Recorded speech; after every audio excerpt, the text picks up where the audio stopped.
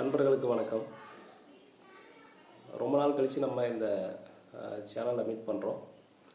இது தற்பொழுது வெளியிடப்பட்டுள்ள கௌரவ விரிவுரையாளர் நியமனத்தை பற்றின ஒரு பதிவுங்க. இது இப்போ சென்னையில் கௌரவ விரிவுரையாளர்கள் போராட்டம் பண்ணிகிட்ருக்காங்க. இந்த நேரத்தில் மாண்புமிகு அமைச்சர் இந்த அறிவிப்பை வெளியிட்டிருக்காரு. புதிதாக நியமனம் செய்யப்படுவாங்க அப்படின்னு சொல்லிட்டு. அது எந்த மாதிரி இருக்குது அப்படின்னா, ஏற்கனவே நாங்கள் ஒரு 8500 கொத்தடிமைகளை நியமனம் பண்ணியிருக்கிறோம். இப்போ புதிதாக ஒரு 450+ அடிமைகளை நியமிக்கிறதா இருக்கிறோம்.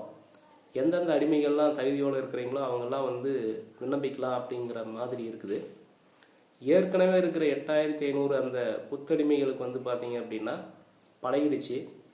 அவங்க அங்கேயே இருக்கிறாங்க. அவங்களுக்கு குடும்பம் போயிடுச்சு, வாழ்க்கை போயிடுச்சு, வயசு போயிடுச்சு. இது எல்லாத்தையும் தாண்டி ஏதாவது பண்ணுவாங்க அப்படின்னு சொல்லிட்டு அவங்க போராட்டம் பண்ணிகிட்டு இருக்கிறாங்க.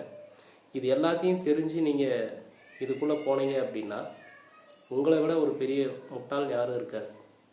ரொம்ப சிம்பிளாக என்ன புரிஞ்சுக்கணும் அப்படின்னா, இப்போ அரசாங்கம் பண்ணிகிட்டு இருக்கிறது அரசாங்கத்துக்கும் படித்தவங்களுக்குமான போராட்டம் கிடையாது.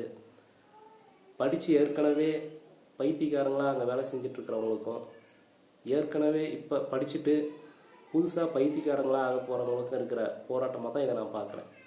சரிங்களா? ஸோ நீங்கள் இதுக்கு விண்ணப்பிக்கிறதுக்கு முன்னால் உங்கள் குடும்பத்தையும் உங்கள் குடும்பத்தோட எதிர்காலத்தையும் ஒரு முறைக்கு 2 முறை செஞ்சு பார்த்துக்குங்க. அங்கே போராட்டம் பண்ணிகிட்டு இருக்கிறவங்கலாம் 20 ஆண்டுகளுக்கு மேலாகியும் வேலை செஞ்சிட்ருக்கிறவங்க.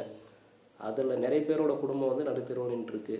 இது எல்லாம் தெரிஞ்சு நீங்கள் இதுக்கு விண்ணப்பிக்கிறதுக்கு தயாராக இருந்தீங்க அப்படின்னா யூ கேன். தேங்க்யூ.